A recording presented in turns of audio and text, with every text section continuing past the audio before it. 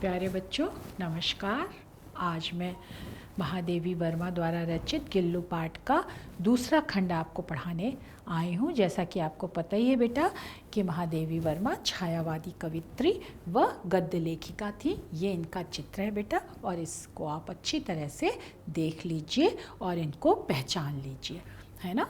अब मैं आती हूँ बेटा आपके इनके एक संक्षिप्त जीवन परिचय पुनः दे देती हूँ। इसलिए दे देती हूँ बेटा हर खंड में, जिससे कि अगर आपको सिर्फ यही खंड देखना हो तो इसके साथ साथ इनका जीवन परिचय भी आपको मिल जाए, क्योंकि आपके परीक्षा में 3 से 4 नंबर का जीवन परिचय प्लस उनकी रचनाएं भी पूछी जाती हैं। इसलिए मैं हर खंड के साथ साथ एक उनका संक्षिप्त जीवन परिचय, रचनाएं और भाषा शैली देती चलती हूँ। तो महादेवी जी का जन्म बेटा 1907 में हुआ था, फर्रुखाबाद उत्तर प्रदेश में हुआ था, और इनके बाबा जी का नाम बांके बिहारी था, और इनके परिवार में 7 पीढ़ियों के बाद कन्या रत्न का जन्म हुआ था। तो इसलिए इनके बाबा जी खुशी से झूम उठे और उन्होंने इस कन्या का नाम, कि देवी के रूप में आई है, महादेवी रख दिया था, है ना। महादेवी पुत्री का नाम महादेवी रखा। उनके पिता श्री गोविंद प्रसाद जी थे, जो भागलपुर में बेटा एक कॉलेज में प्राध्यापक थे। माता का नाम हेमरानी देवी था, और जैसा कि हमने बताया हेमरानी देवी बहुत ही धार्मिक महिला, भावुक और कर्मनिष्ठ थी। उनके इन सब गुणों का प्रभाव उनकी पुत्री पर पड़ा था, और इसीलिए वो इतनी श्रेष्ठ कवित्री बन पाई। उनके मानस बंधुओं में जो छायावादी कवि हैं, सुमित्रा नंदन पंत और सूर्यकांत त्रिपाठी निराला का नाम लिया जा सकता है। ये उनके सहोदर नहीं थे, लेकिन मन से ये उन्हें जीवन पर्यंत अपना भाई मानती रही, और पूरे जीवन उनके लोगों के हाथों में राखी बांधती रही। और सूर्यकांत त्रिपाठी निराला जी से इनका विशेष अपनापन था, है ना। और इनकी प्रारंभिक शिक्षा जो है वो बेटा इंदौर के मिशन स्कूल में हुई थी, और साथ ही साथ इन्हें क्या है बेटा संस्कृत, अंग्रेजी, संगीत तथा चित्रकला की शिक्षा अध्यापकों द्वारा घर पर ही दी जाती थी, जिससे इनके व्यक्तित्व के विकास में बहुत अधिक सहायता मिली। इनका व्यक्तित्व जो था वो बेटा वो बहुआयामी था। ये संगीत और चित्रकला में भी बहुत अधिक निपुण थी, और इसीलिए ये रेखा चित्र जैसी गद्य की विधा को इतने सुंदर रूप में जो है वो लिख पाई और अंकित कर पाई। और इनका बाल विवाह हो गया था, लेकिन उस बाल विवाह के कारण इनकी शिक्षा दीक्षा में कुछ बाधा पड़ी, लेकिन कुछ समय बाद इन्होंने अपनी शिक्षा को पुनः प्रारंभ किया, और फिर इन्होंने 1919 में बेटा क्रॉसवेट कॉलेज इलाहाबाद में, जिसे प्रयागराज कहते हैं, वहाँ पर प्रवेश लिया, और कॉलेज के छात्रावास में ही रह करके अपना अध्ययन करती ये रही। और 1921 में महादेवी जी ने 8वीं कक्षा में प्रांत भर में प्रथम स्थान प्राप्त किया। इससे उनकी बुद्धि की तीव्रता का पता चलता है कि वो कितनी मेधावी थी। और यहीं पर यहीं पर मतलब प्रयागराज से उन्होंने अपने जीवन की शुरुआत की, काव्य जीवन की शुरुआत की, क्योंकि प्रयागराज शुरू से ही, प्रारंभ से ही जो है वो साहित्यकारों की केंद्र स्थली रहा है। और 7 वर्ष की अवस्था से ही महादेवी वर्मा जी ने जो है वो कविता लिखना प्रारंभ कर दिया था, और 1925 में जब उन्होंने मैट्रिक की परीक्षा उत्तीर्ण की बेटा, तब तक वो एक सफल कवित्री के रूप में अपनी पहचान बना चुकी थी। और फिर उन्होंने क्या है बेटा, जो अन्य कवित्री थी सुभद्रा कुमारी चौहान, जिन्होंने झांसी की रानी की समाधि पर कविता लिखी, जो कि बहुत प्रसिद्ध है, खूब लड़ी मर्दानी वह तो झांसी वाली रानी थी, उससे इनकी घनिष्ठ मित्रता हो गई। और क्योंकि जो जैसा जिसका स्वभाव होता है, जैसी सोच होती है, उसकी वैसे ही लोगों से मित्रता होती है। तो वो भी साहित्यकार, महादेवी वर्मा जी भी साहित्यकार, तो दोनों में आपस में अच्छा अपनापन और दोस्ती हो गई। और 1932 में बेटा जब उन्होंने इलाहाबाद विश्वविद्यालय में संस्कृत से एमए किया, तब तक उनके 2 कविता संग्रह, उस समय तक उन्होंने इतनी कविताएं लिख ली थी कि उन्हें संग्रह के रूप में प्रकाशित करने की ज़रूरत पड़ गई। और निहार और रश्मि जो इनके काव्य संग्रहों का नाम है, इसमें उनकी कविताएं इस नाम से छप गईं और उन्हें उनकी कविता संग्रह के लिए जो यामा नाम से है 1982 में ज्ञानपीठ पुरस्कार भी प्राप्त हुआ। जैसा कि हम बता चुके हैं कि ये साहित्य का सर्वोच्च पुरस्कार है और भारतीय ज्ञानपीठ न्यास के द्वारा दिया जाता है। भारतीय संविधान की 8वीं अनुसूची में जो 22 भाषाएं दी गई हैं, उन 22 भाषाओं में से प्रतिवर्ष जिसकी रचनाएं सर्वश्रेष्ठ मानी जाती हैं, उस रचना के साहित्यकार को यह पुरस्कार दिया जाता है। तो यह उस साहित्यकार के लिए अत्यधिक गौरव व सम्मान का विषय होता है जो कि महादेवी वर्मा को प्राप्त हुआ 1982। आशा है उनके जीवन परिचय से आप परिचित हो गए होंगे। और अब हम आते हैं बेटा उनकी कुछ रचनाओं पर आते हैं। जैसा कि हमने कहा कि महादेवी वर्मा प्रमुख छायावादी कवित्री थी, लेकिन उनका गद्य लेखन भी बहुत श्रेष्ठ था और उनका गद्य लेखन सर्वप्रथम जो उनके काव्य संग्रह थे उसकी जो भूमिका लिखती थी, विषय प्रवेश जो प्रस्तावना लिखती थी, उसके रूप में हमारे सामने आया। तो वह गद्य पढ़ कर के भी लगा कि ये गद्य तो बहुत श्रेष्ठ है, इसलिए उन्होंने गद्य की अन्य विधाओं में भी अपनी लेखनी चलाई। और सबसे पहले क्या है बेटा गद्य की अन्य विधा? निबंध संग्रह है। निबंध संग्रह बेटा उनका नाम है श्रृंखला की कड़ियाँ, साहित्यकार की आस्था तथा अन्य निबंध, छड़दा, अबला और सबला, ये सब उनके निबंध संग्रहों के नाम है, जिसमें छड़दा जो है वो ललित निबंध का है ना, सुंदर निबंध का एक बहुत ही उत्कृष्ट उदाहरण है। फिर जैसा कि हमने बताया कि उन्होंने संस्मरण लिखे, रेखा चित्र लिखे, है ना, अतीत के चलचित्र, स्मृति की रेखाएं, मेरा परिवार, पथ के साथी आदि इनके जो हैं वो संस्मरण और रेखा चित्रों के नाम है। और इनके रेखा चित्रों में एक चित्रात्मकता है, जिस व्यक्ति, वस्तु, घटना, भाव का वर्णन करती हैं वो दृश्य आपकी आंखों के सामने आ जाता है और जिसका ये वर्णन करती हैं बहुत हृदय से करती हैं, इसलिए इनमें कहा जाता है कि इनके रेखा चित्रों में चित्रात्मकता और भावात्मकता ये गुण, ये विशेषताएं पाई जाती हैं, विद्यमान है मतलब पाई जाती हैं।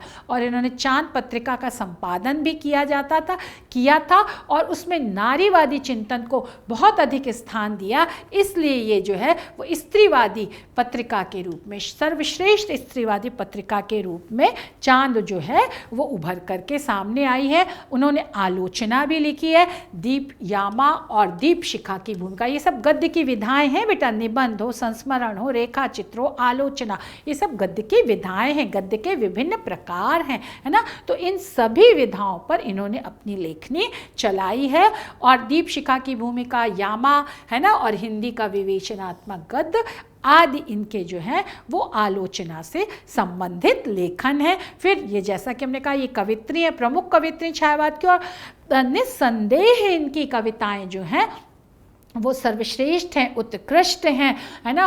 और इन्होंने जैसा कि इनकी कविताओं में रहस्यवाद पाया जाता है, प्रकृतिवाद पाया जाता है, छायावाद की विशेषताएं तो पाई ही जाती हैं, क्योंकि रहस्यवाद में एक अलौकिक सत्ता के प्रति, अप्रत्यक्ष सत्ता के प्रति दृढ़ अनुराग, विश्वास और प्रेम प्रकट किया जाता है। उसमें कभी संयोग होता है, कभी मिलन होता है और कभी वियोग और विछोह होता है। तो उसके प्रति इन्होंने अपने विछोह और वियोग का वर्णन अधिक किया है, इसलिए इन्हें आधुनिक युग की मीराबाई भी कहा जाता है, आधुनिक युग की मीरा कहा जाता है। जैसे मीराबाई का भक्ति काल में श्री कृष्ण के प्रति अनुराग था, दृढ़ अनुराग और विश्वास था, वैसे ही और उनमें भी वियोग अधिक था, मीराबाई के काव्य में वियोग अधिक था। तो ऐसे ही महादेवी की वर्मा की कविताओं में वियोग का भाव अधिक है, इसलिए उन्हें आधुनिक युग की मीरा भी कहा जाता है। और क्या है बेटा, तो इनकी काव्य रचनाओं का नाम निहार है, रश्मि, नीरजा, सांद गीत, यामा, दीप शिखा आदि हैं। और इनके काव्य संग्रहों में हृदय की पीड़ा, जो इनके अंदर का दुख था, इनके मन में जो पीड़ा के भाव थे, दुख के भाव थे, उसको उन्होंने क्या है रहस्यवाद की विशेषताओं से समन्वित करके पूर्ण रूपेण जो है मुखरित किया है, मतलब प्रकट किया है। आशा है ये कृतियाँ समझ में आ गई होंगी। अब हम भाषा पर आ जाते हैं। महादेवी वर्मा ने क्या है बेटा, खड़ी बोली का प्रयोग किया था और शुद्ध साहित्यिक खड़ी बोली का, श्रेष्ठ उत्कृष्ट साहित्यिक खड़ी बोली का प्रयोग किया था। और यही जो श्रेष्ठ है, समर्थ है, वो पूर्ण थी, है ना। हर तरह से खड़ी बोली को उन्होंने योग्य बनाया, सशक्त शक्तिशाली थी और संस्कृत के तत्सम शब्दों को भी अपनी खड़ी बोली में प्रयोग किया। साथ ही साथ विदेशी शब्दों को भी जहाँ उन्हें उचित लगा, है ना, उसको चाहे उर्दू के हों, अंग्रेजी के हों, उन शब्दों का अपने साहित्य में स्थान दिया। लोकोक्ति और मुहावरों के द्वारा अपनी भाषा को सजीव बनाया, सशक्त बनाया और अपनी उनकी भाषा क्या है बेटा, प्राणवंत होगी। जान डाल दी मतलब प्राणवंत हो गई। और यथार्थवादी गद्य लेखिका थी। जैसे उनके मन में भाव थे, जैसा वो अनुभव करती थी, जैसा सामने देखती थी, सुनती थी, उसको परखती थी और फिर क्या है, साहित्यिक तत्वों से युक्त करके उसको एक रचना का रूप देती थी। तो इसलिए उन्हें यथार्थवादी गद्य लेखिका कहा जाता है, क्योंकि उन्होंने सत्यता से संबंधित बातों को अपने गद्य लेखन में स्थान दिया है। और इनकी गद्य शैली में क्या है बेटा, बौद्धिकता है। गद्य क्या होता है, विचार प्रधान होता है। तो जहाँ हम चिंतन मनन करते हैं, जहाँ मस्तिष्क की प्रधानता होती है, वह तो बौद्धिक शैली है। काव्यात्मकता है, क्योंकि उन्होंने कोमल कांत शब्दावलियों का प्रयोग किया है अपने रचनाओं में और उसमें भाव प्रवणता भी है, इसलिए इनकी इसमें काव्यात्मक शैली भी है। भावात्मकता है, क्योंकि हृदय के भावों को अभिव्यक्त करती है। मार्मिकता है, आपके हृदय को स्पर्श करने की उसमें ताकत होती है। और व्यंग्यात्मकता भी विद्यमान है, मतलब प्राप्त होती है। जब किसी बात को कोई भी साहित्यकार सीधे सीधे नहीं कह पाता है, जो अनुचित बातें होती हैं, तो उनको तिरछे तरीके से दूसरे तरह से कहता है, तो वहाँ पर क्या हो जाती है बेटा, व्यंग की उत्पत्ति हो जाती है। तो इसलिए जिन बातों को वो स्पष्ट रूप से नहीं कह पाती थी, उन्होंने अप्रत्यक्ष रूप से उन बातों को कहा है और इस तरह से व्यंग्यात्मकता विद्यमान है, कटाक्ष है और व्यंग्यात्मक शैली भी पाई जाती है। और इनकी भाषा का उत्कृष्ट श्रेष्ठ उदाहरण जो है वो मेरा परिवार नामक रचना में देखा जा सकता है। और इसी मेरा परिवार नामक रचना में से ही जो है गिल्लू पाठ लिया गया है। ये हम आपको पहले भी बता चुके हैं, अब पुनः हम बता देते हैं कि रेखा चित्र क्या है। जो हिंदी साहित्य कोश जिसमें गद्य और पद्य की विविध विधाओं की परिभाषा दी जाती है, जो मानक माना जाता है, उसमें कहा गया है बेटा, रेखा चित्र किसी भी व्यक्ति का, वस्तु का, घटना या भाव का जब हम कम से कम शब्दों में संक्षिप्त रूप में हृदय को छूने वाला, है ना, और भावों से परिपूर्ण होता है, जो कोमलता से युक्त होता है, प्राणवान अंकन ही, प्राणवान लेखन ही रेखा चित्र कहलाता है। और इसमें किसी एक ही विषय की प्रधानता होती है। ये एक विषय को ही लेकर के रेखा चित्र लिखा जाता है। जैसे कि कोई चित्रकार बेटा अपने रंगों से जो है वो अपने चित्र को रंगता है ना, अपनी कल्पनाओं और भावनाओं को उसमें उड़ेलता है और फिर रंगों से और ब्रश के द्वारा जो है वो एक चित्र उभार देता है आपके सामने। वैसे ही साहित्यकार जो है वो अपने भाव रूपी रंगों से और शब्द रूपी जो है वो लेखन से, शब्द रूपी ब्रश से जो है वो अपने भावों को आपके सामने एक रचना के रूप में ला देता है। और ये जो रचना होती है वो एक ही लक्ष्य से प्रेरित होती है और वह लक्ष्य, एक ही लक्ष्य से प्रेरित होने के कारण उसमें भावों की तीव्रता और आवेश बहुत ज़्यादा होता है और जिसका भी वर्णन किया जाता है वह चित्र रूप में आपकी आंखों के सामने आ जाता है, तभी वह रेखा चित्र सफल माना जाता है।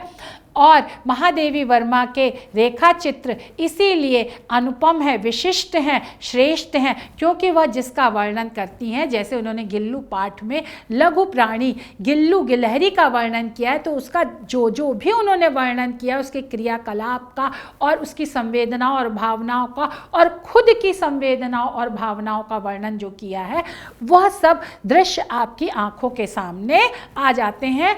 उन भावनाओं और दृश्यों से आपका तादात्म्य स्थापित हो जाता है।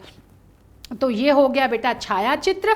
अब हम गिल्लू पाठ कि गिल्लू क्या है बेटा, महादेवी वर्मा ने रचित मेरा परिवार नामक रेखा चित्र संग्रह से उद्धृत की गई है, मतलब ली गई है। और गिल्लू नाम की कृति में मतलब रचना में महादेवी ने गिलहरी जैसे सामान्य एक साधारण छोटे से प्राणी की छोटी छोटी चेष्टाओं का क्या है बेटा, अत्यंत सुंदर और मन को छू लेने वाला वर्णन किया है। गिलहरी जैसा कि आपने देखा है बहुत ही मुलायम बालों से क्या है बेटा, उसके ऊपर मुलायम मुलायम बाल बाल होते हैं, तो इसलिए इसे कोमल और छोटा सा प्राणी कहा गया है। और उसकी मानवीय संवेदना तथा ममता के आधार पर, जैसे माँ एक अपने बच्चे की रक्षा करती है, उसके प्रति अपना ममत्व और वात्सल्य लुटाती है, वैसे ही क्या है बेटा, महादेवी वर्मा ने भी अपना ममत्व और अपना वात्सल्य उस गिल्लू गिलहरी के ऊपर लुटाया है और उन सभी प्रेम का और मानवीय संवेदनाओं को उद्घाटित करती हुई, खोलती हुई, आपके सामने प्रकट करती हुई, और महादेवी वर्मा का पशु पक्षियों के प्रति प्रेम भी यहाँ पर प्रकट हो जाता है। और आप भी उस छोटे से प्राणी के प्रति क्या है बेटा, प्रेम और अपनेपन के भाव से युक्त हो जाते हो। यह भाव उत्पन्न करने में पाठक के अंतर्गत महादेवी वर्मा पूर्णतः सफल रही हैं, इसीलिए उनके रेखा चित्र जो हैं वो बहुत श्रेष्ठ और उत्कृष्ट माने जाते हैं।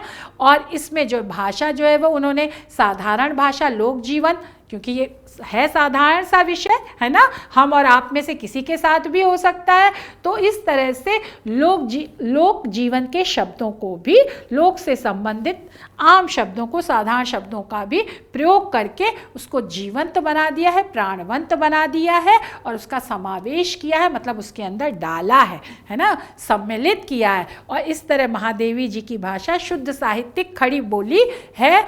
और इसमें गिल्लू नामक पाठ में उन्होंने चित्रोपम शैली, जो कि हमने आपको बता दिया, चित्र सामने आ जाए, और वर्णनात्मक शैली, विस्तार से उन बातों का वर्णन किया है, भाव, हृदय के भावों को बड़े ही सुंदर शब्दों में प्रकट किया है, तो भावात्मक शैली है। और कहीं कहीं बीच में जैसे होता है काक भुषुंडी जी के प्रति, कौवे के प्रति जो है वो समाद्रत और आद्रत दोनों तरह की भावनाओं को प्रकट किया है। तो इस तरह से वहाँ पर क्या है बेटा, व्यंग्य शैली भी आ गई है और शब्दों का चयन बहुत सुंदरता से किया है, इसलिए अलंकारिक शैली है। और कम से कम शब्दों में ज़्यादा से ज़्यादा बात कह दी तो सुक्ति शैली, और उदाहरण दे करके अपनी बात को स्पष्ट किया है तो वहाँ पर उद्धरण शैली भी आ जाती है। अब हम आपको पहले भी बता चुके हैं कि शैली से तात्पर्य क्या होता है, एक विधि होती है, एक रचना होती है, एक पद्धति होती है, एक प्रकार होता है ना। तो किस तरह से कोई भी साहित्यकार किस विधि को अपनाकर पद्धति से, तरीके से अपनी रचना को लिखता है, वह शैली के अंतर्गत आता है। अब हम बेटा गद्यांशों की इनकी व्याख्या करने जा रहे हैं। सबसे पहले हम गद्यांश की व्याख्या करते समय हम संदर्भ लिखते हैं। आप लोग ये बात ध्यान रख लीजिए कि हर पाठ के कवि हो चाहे लेखक हो, उस पाठ का नाम और कवि का नाम आपको रटा होना बहुत ज़रूरी है, क्योंकि यह प्रश्न अवश्य ही अवश्य आता है। और कभी यह प्रश्न 1 नंबर का पूछा जाता है, कभी 2 नंबर का, और इसको याद करना बहुत सरल है। अगर आप याद कर लेंगे अच्छे से तो आपको पूरे के पूरे नंबर मिल जाएंगे। तो संदर्भ में बेटा शीर्षक का नाम मतलब पाठ का नाम लिखा जाता है, और शीर्षककार मतलब रचनाकार का नाम लिखा जाता है। तो यहाँ शीर्षक क्या है बेटा, गिल्लू, और रचनाकार कौन है, महादेवी वर्मा। तो प्रस्तुत गद्यांश या पंक्तियाँ हमारी पाठ्य पुस्तक हिंदी के गद्य खंड के महादेवी वर्मा द्वारा रचित गिल्लू नामक पाठ से ली गई हैं। ये संदर्भ होगा। फिर प्रसंग क्या होगा बेटा, आप उस गद्यांश को पढ़ेंगे, उस गद्यांश में लेखिका क्या कहना चाहती है, उसके क्या विचार हैं, उन विचारों को 1-2 पंक्ति में आप यहाँ पर प्रसंग में लिख देंगे। जैसे प्रस्तुत गद्यांश में लेखिका ने वो जो लघुगात जो प्राणी है, जीव है, गिलहरी है, उसको नाम देने है ना, उसका नाम रखा, और जिस तरह से वो धीरे धीरे बड़ा हो रहा है तो वो बाल सुलभ चेष्टाएं कर रहा है, आपके मन को आकर्षित करने वाले कार्य कर रहा है, और कैसे लेखिका का गिल्लू के प्रति और गिल्लू का लेखिका के प्रति धीरे धीरे प्रेम पनप रहा है, उसका यहाँ पर बड़ा ही आकर्षक वर्णन किया है। आपका मन इस उन क्रियाकलापों की तरफ सहज ही खिंचा हुआ चला आएगा। अब गद्यांश बेटा जो ये रेखांकित अंश है, इनकी व्याख्या आती है, लेकिन मैं पूरे गद्यांश की व्याख्या इसलिए बता देती हूँ कि पता नहीं आपको किस लाइन को परीक्षा में रेखांकित करके पूछ लिया जाए। अब 3-4 महीने में अब धीरे धीरे गिल्लू जो है वो 3-4 महीने का हो गया और उसके जो बाल थे, जो गिलहरी के ऊपर के जो रोए होते हैं, जो बाल होते हैं, वो क्या हो गए, वो चिकने हो गए और उसकी पूंछ भी धीरे धीरे बढ़ने लगी। उसकी गिलहरी की पूंछ जो है मैं बेटा वो बहुत सारे बाल होते हैं, तो ऐसे लगता है कि जैसे वो बालों का गुच्छा, इसीलिए लेखिका उसके लिए कह रही कि झब्बेदार पूंछ। और आपको पता है कि गिलहरी को पेड़ में चढ़ने के लिए या और भी उछल कूद करने के लिए गिलहरी की पूंछ जो है वही संतुलन का काम करती है। तो वही कह रही है, अब उसके जो है वो सौंदर्य, शारीरिक सौंदर्य का वर्णन करते हुए लेखिका कह रही है कि वो कितनी गिलहरी आकर्षक हो गई है कि क्या है, उसकी खूब उसके रोए जो हैं वो चिकने हो गए हैं और उसकी जो पूंछ है उसमें खूब घने बाल आ गए हैं, गुच्छे जैसी उसकी पूंछ हो गई है और उसकी चंचल अस्थिर, अब धीरे धीरे वो बड़ी हो रही है तो सबको उसको सब चीज़ को जानने की उसकी जिज्ञासा है, उत्सुकता है, तो वो कहीं एक जगह ठहर नहीं पाती है, चाहे शरीर के द्वारा चाहे अपनी आँखों के द्वारा। और उसकी आँखें जो हैं वो क्या है बेटा, चमकीली आँखें हैं, है ना, उनकी आँखों में एक चमक है, सबको जानने की एक जिज्ञासा है, एक प्रेम है, एक विश्वास है, तो इन भावों की चमक भी उसकी आँखों में आती है। और वैसे भी आपने गिलहरी की आँखों को देखा होगा, जैसे शीशे के समान क्या है वो चमकती रहती हैं, हल्के नीले रंग की सी होती हैं, तो ऐसा लग रहा है जैसे शीशा पारदर्शी होता है वैसे उनकी आंखें भी पारदर्शी होकर के चमक रही हैं और सबको विस्मित करने लगी थी, आश्चर्यचकित करने लगी थी कि ये गिलहरी हमारी जो छोटी सी, जिसको हम बचा कर लाए थे किसी तरह से, जो कौवे उसकी जान लेने पर आमादा थे, है ना, उस छोटी सी गिलहरी को जिसको रुई की बत्ती से के द्वारा दूध की बूंदें डाल डाल करके उसको जिलाया गया है, आज 3-4 मास के बाद वो कितनी सुंदर लग रही है। और वो जो गिलहरी थी, क्योंकि अभी तक वो गिलहरी थी लेकिन अब वो लेखिका की अपनी गिलहरी हो गई, है ना, अपने घर जैसा बच्चा हो गया, तो इसलिए उसका जो है वो जातिवाचक, जो समूहवाचक, समूह का संकेतक जो नाम था उसको बदल करके एक व्यक्तिवाचक, एक बिल्कुल अपने, हाँ, अपनेपन का संकेत देने वाला नाम दे दिया गया और उसे क्या है बेटा, सब लोग गिल्लू गिल्लू कह करके पुकारने लगे। अब वो गिलहरी मात्र नहीं रही बल्कि वो एक घर की सदस्य जिसका नामकरण किया गया विधिवत, जिसने अपने सुंदर सुंदर कार्यकलापों से और रूप से सबको के मन को मोह लिया था, तो सबने उसका क्या नाम दे दिया, लेखिका ने उसका नाम क्या है बेटा, गिल्लू कह दिया। और इस तरह से उसकी एक पहचान स्थापित हो गई। और अब लेखिका ये बता रही है कि उस गिल्लू को उन्होंने, गिल्लू का घर कैसे बनाया और गिल्लू को कैसे रखा। लेखिका कह रही है जैसे वो कोमल है, छोटी है, तो जैसे ही फूल कोमल छोटे होते हैं, सुंदर होते हैं, आकर्षक होते हैं, तो उन फूलों की एक छोटी सी डलिया में क्या है, उन्होंने नीचे रुई बिछाई, है ना, रुई बिछा करके और फिर उसको जो है उस डलिया में तार बांधा और उसको खिड़की पर लटका दिया और ये गिल्लू का क्या हो गया, घर हो गया, निवास स्थान हो गया, उसको रहने का एक ठौर मिल गया। उसकी महत्ता धीरे धीरे बढ़ रही थी और उसकी आवश्यकताओं को पूरा किया जा रहा था। और लेखिका बता रही है कि 2 वर्ष तक गिल्लू गिलहरी जो है वो उसी घर में, वही उसका निवास स्थान रहा और फिर वह स्वयं उस डलिया, क्योंकि वो हल्की सी छोटी सी डलिया थी, तो उस डलिया में बैठ करके गिल्लू जो है उसको आगे पीछे झूले की तरह करता था और फिर क्या है बेटा, खुद ही झूलता था। मतलब वो अपने घर में आनंद का पूरा जो है उपभोग करता था और उस मस्ती में, आनंद में वो इधर से उधर उस डलिया को हिलाता रहता था और अपनी कांच के मनकों जैसी, मन के गोली, छोटी छोटी गोल आंखें होती हैं गिलहरी की, है ना, और चमकदार होती हैं, पारदर्शी होती है, इसलिए लेखिका ने उन आंखों की तुलना कांच के मनकों से की है। और क्या है, कमरे के भीतर, क्योंकि बाल सुलभ जिज्ञासा है, उत्सुकता है, सब कुछ जानना चाहते हैं, बच्चे से सब कुछ समझना चाहते हैं, तो वैसे ही वह भी तो, गिल्लू गिलहरी भी तो एक जीव ही थी और बच्चा ही थी, तो वो भी क्या है बेटा, कमरे के भीतर और खिड़की से बाहर अपने आप न जाने क्या क्या देखती रहती थी, समझती रहती थी।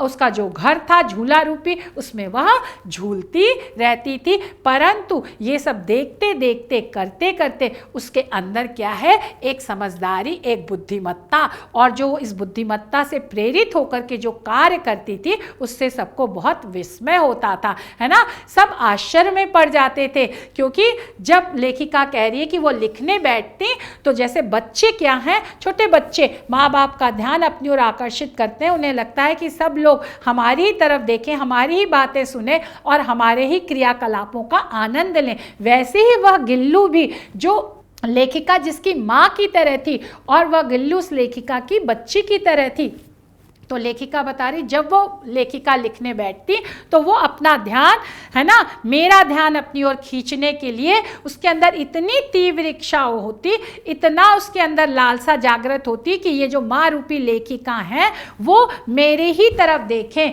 मेरे ही तरफ अपना ध्यान केंद्रित करें। और इसके लिए उसने एक बड़ा सुंदर क्या है उपाय, रास्ता ढूंढ निकाला था। वो क्या करती, वह मेरे पैर तक, अब लेखिका बता रही है कि किस तरह से वो गिल्लू लेखिका का ध्यान उसकी तरफ आकर्षित करती थी।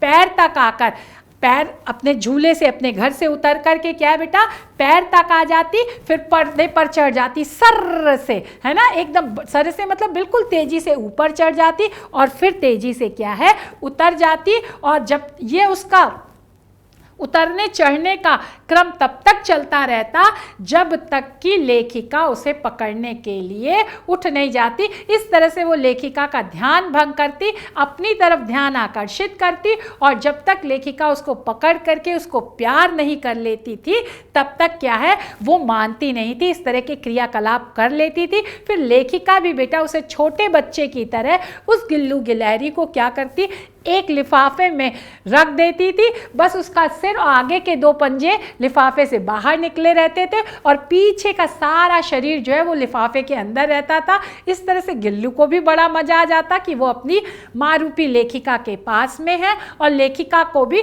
अपने लेखन कार्य में कोई बाधा ना उत्पन्न होती, क्योंकि वहाँ पर गिल्लू बड़े शांत भाव से, इस तरह से लेखिका कह रही है कि वो घंटों बैठा रहता ये इस अद्भुत स्थिति में, विलक्षण, है ना, तरीके से कभी कभी घंटों पर मेज की दीवार के सहारे खड़ा रहकर वह अपनी चमकीली आंखों से क्या है लेखिका का कार्यकलाप, लेखिका जो जो कार्य करती थी उसको देखती रहती थी। यहाँ पर लेखिका यह बताना चाहती है कि किस तरह से गिल्लू लेखिका की समीपता को, निकटता को प्राप्त करना चाहता था और उनके प्यार के कारण ही उनकी निकटता पा करके प्यार से उनके समीप बैठा रहता था। तो यहाँ पर दोनों के परस्पर प्रेम को, सुंदर क्रियाकलापों को, एक बाल सुलभ जो चंचलता होती है, साथ ही साथ बच्चों की बुद्धि बहुत तेज होती कि कैसे हम बड़ों का ध्यान अपनी तरफ आकर्षित कर सकते हैं, इन सब बातों को बड़े ही सुंदर शब्दों में लेखिका ने यहाँ पर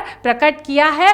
और मनुष्य का पशु पक्षियों के प्रति आकर्षण और पशु पक्षियों का मनुष्य के प्रति कैसा प्रेम हो जाता है, वो जब उसे प्रेम मिलता है तो वो मनुष्य के प्रेम में बंध जाते हैं। अब बेटा वही हम विशेष बता रहे हैं कि संरक्षक जो पालन पोषण करने वाली थी उसके प्रति लाड़ दुलार का, प्यार स्नेह का सहज स्वाभाविक खड़ी बोली में चित्रोपम शैली में किया गया है। क्योंकि जब ये सब दृश्य का कि वो पर्दे से सर से उतरती है, चढ़ती है, लिफाफे के अंदर बैठती है, ये सब दृश्य आपकी आंखों के सामने आ जाते हैं। और अब बेटा उपरोक्त गद्यांश की संदर्भ लिखना है आपको, रेखांकित अंशों की व्याख्या और गिल्लू का घर कहाँ था, ये प्रश्न अभ्यास आपको करने हैं। आशा है आपको ये व्याख्या समझ में आ गई होगी। अब हम बेटा दूसरी व्याख्या पर आते हैं कि प्रस्तुत गद्यांश, वही संदर्भ आप लिखोगे पहला बेटा, प्रस्तुत गद्यांश हमारी पाठ्य पुस्तक हिंदी के गद्य खंड के गिल्लू नामक पाठ से ली गई हैं और जिसकी लेखिका महादेवी वर्मा है। अब प्रसंग क्या है बेटा, प्रस्तुत गद्यांश को आपने पढ़ा और इसमें जो है इस पढ़ने के बाद ये आता है कि लेखिका ने गिल्लू के बड़े होने के साथ साथ उसके सहज स्वभाव और व्यवहार का वर्णन किया है। जैसे जैसे वो लघुगात प्राणी बड़ा हो रहा है या बड़ी हो रही है तो जो भी उसके अंदर भाव आते हैं, क्रियाकलाप आते हैं, कैसे उसका विकास हो रहा और फिर उस बड़े होने से उसके व्यवहार में कैसे कैसे परिवर्तन आ रहा है, उसका वर्णन यहाँ पर किया है। जैसे मानव को क्या है बेटा, भूख लगती है, प्यास लगती है, उसे स्वतंत्रता की आकांक्षा होती है, उसके अंदर आत्मविश्वास पैदा होता है, उसे अपने समूह में रहना अच्छा लगता है और अगर प्रेम और आत्मविश्वास ज़्यादा है उसके अंदर तो वह अपने समूह का नेता भी बनना चाहता है, अपने सब समूह के सदस्यों के ऊपर वो अपना प्रभाव जमाना चाहता है। इन सब बातों का वर्णन यहाँ पर लेखिका ने किया है कि जब गिलहरी को भूख लगती है वो चिक चिक की आवाज़ करती है, तो उसी बात का कि भूख लगने पर क्या है वो चिक चिक की आवाज़ करती थी। गिल्लू मानो बता रही हो कि उसे भूख लगी है तो उसे खाना दो। यह उसकी समझदारी का बहुत बड़ा क्या है बेटा उदाहरण है। और उसको सबसे अच्छा क्या लगता था? काजू और बिस्कुट। और जैसे गिलहरी क्या है बेटा कुतर कुतर करके खाती है, तो वो यही बात लेखिका यहाँ पर कह रही है। और जब वो लिखती थी तो कैसे उन्होंने उसको लिफाफे में बंद कर दिया था और आगे के सिर्फ सिर और 2 पंजे जो हैं वो लिफाफे के बाहर रहते थे, तो उन्हीं के द्वारा अपने पंजों से जो है और मुंह में ले जा करके वो कैसे क्या है उसको कुतर कुतर कर छोटे छोटे टुकड़े कर करके वो गिल्लू जो है वो काजू और बिस्किट खाती रहती थी। और फिर गिल्लू के जीवन का प्रथम बसंत आया। जैसा कि आपको पता है बेटा बसंत ऋतु हमारे यहाँ 6 ऋतुएं होती हैं और बसंत ऋतुओं को ऋतुराज कहा जाता है। उस समय चारों तरफ जो है बिल्कुल पृथ्वी जो है वो फूलों से भरी होती है, फूलों की सुगंध, प्राकृतिक वातावरण अत्यंत सौंदर्य और मनोहारी रहता है ना। तो उसी का क्या है बेटा उसी समय जो है वो नीम में भी बौर आते हैं, चमेली भी क्या है खिलती है। तो नीम और चमेली की जो सुगंध है वो हौले हौले वो धीरे धीरे क्या है लेखिका के कमरे में आने लगी। और जब लेखिका के कमरे में ये सुगंध आने लगी तो लेखिका को ये पता चल गया बाहर की सुंदरता देख करके और सुगंध से भी क्या है बसंत आ गया है। और ये बसंत जो है वो गिल्लू का प्रथम बसंत है, पहला बसंत है, पहली ऋतु है।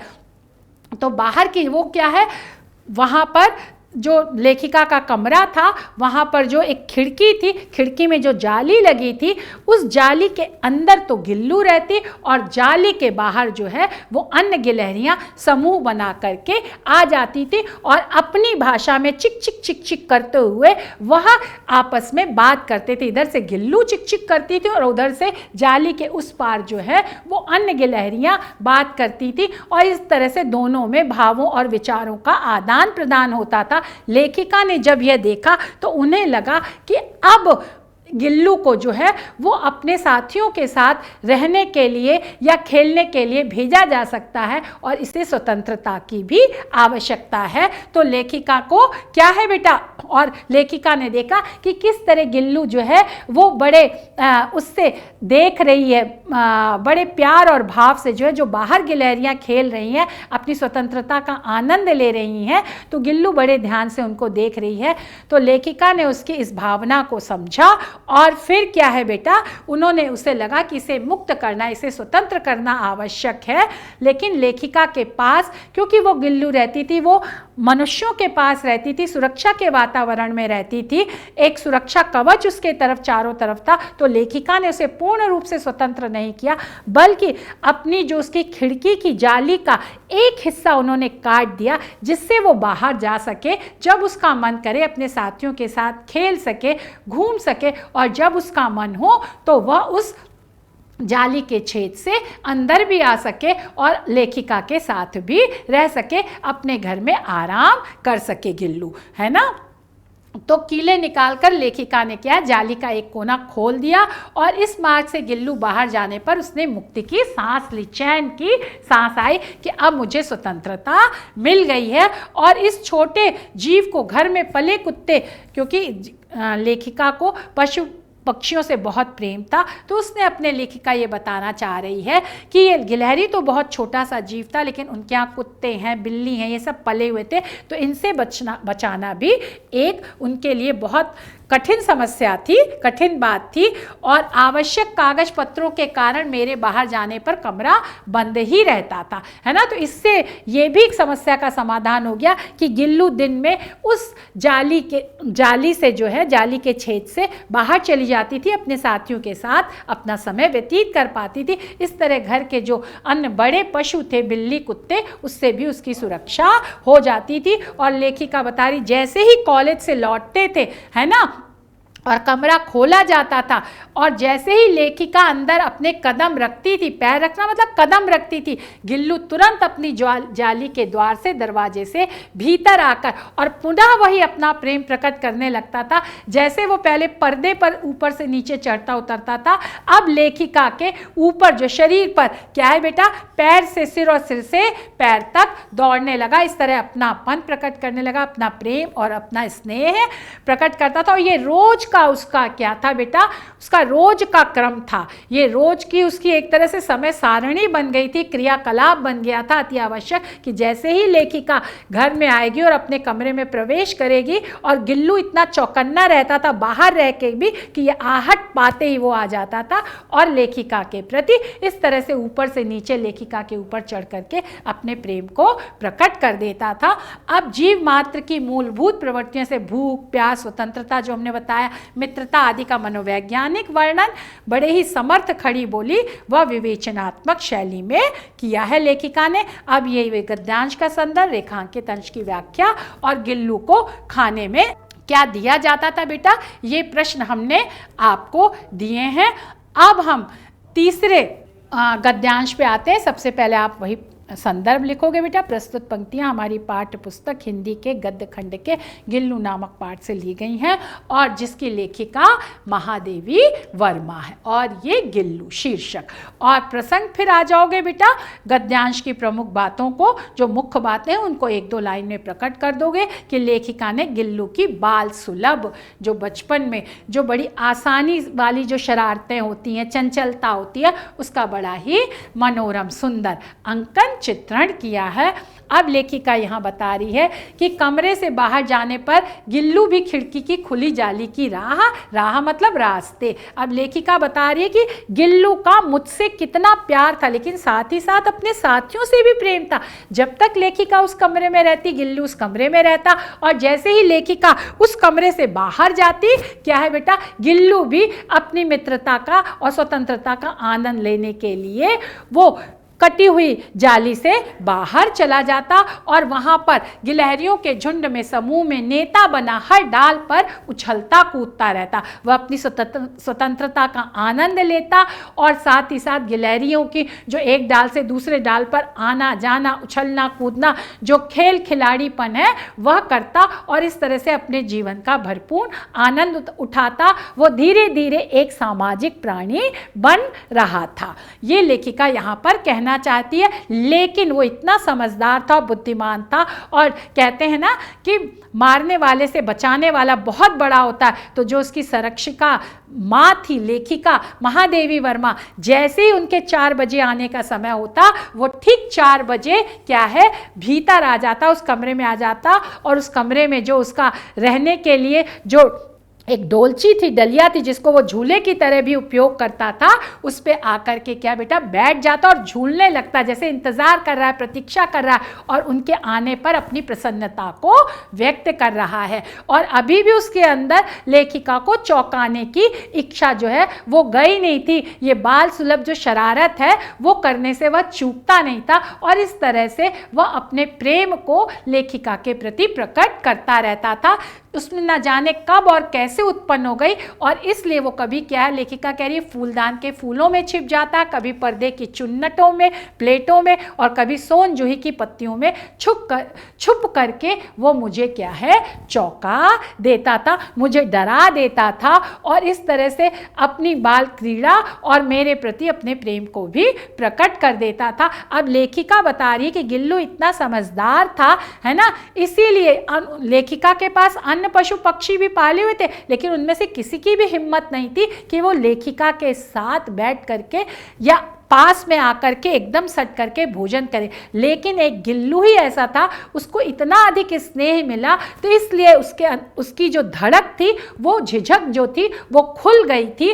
तो वो बहुत से, लेखिका कह रही, बहुत सारे पशु पक्षी हैं और उन सब से लेखिका का स्नेह लगाव प्रेम कोई कम नहीं है, लेकिन उनमें इतनी हिम्मत नहीं थी कि वो लेखिका के साथ लेखिका की खाने की थाली में खाएं, इतना साहस नहीं हुआ। लेखिका कहती है ऐसा मुझे कुछ भी याद नहीं आता, जबकि शुरू से ही लेखिका को एक तरफ पेड़ पौधों से, दूसरी तरफ पशु पक्षियों से बहुत प्यार था, बहुत स्नेह था।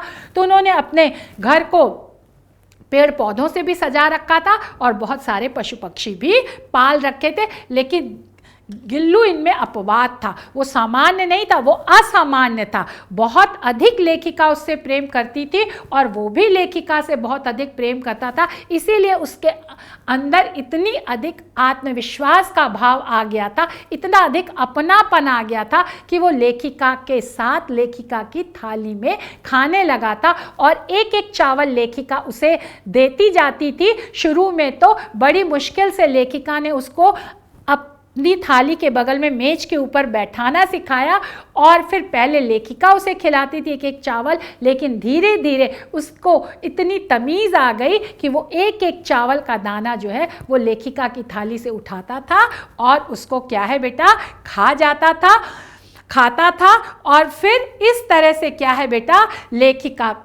लेखिका के प्रति वो अपनापन प्रकट करता था, लेखिका के प्रति अपनी समीपता को जाहिर करता रहता था। और लेखिका यहाँ पर बताती कि उसको सबसे अधिक जो है वो काजू प्रिय खाद्य पदार्थ था, उसको सबसे अच्छा खाने में काजू लगता था। कई दिन काजू ना मिलने पर वो क्या है खाने की अन्य चीज़ें लेना बंद कर देता था, उसे और कोई चीज़ पसंद नहीं आती थी या उसे दी जाती थी तो वो धीरे धीरे ज़िद्दी, जैसे कहते हैं ना ज़्यादा प्रेम से बच्चे ज़िद्दी हो जाते, ढीठ हो जाते, तो ऐसे ही धीरे धीरे गिल्लू हो गया था। अगर उसे अपना प्रिय खाद्य पदार्थ काजू नहीं मिलता था, दूसरी वस्तु मिलती थी, तो उन्हें वो झूले से नीचे फेंक देता था।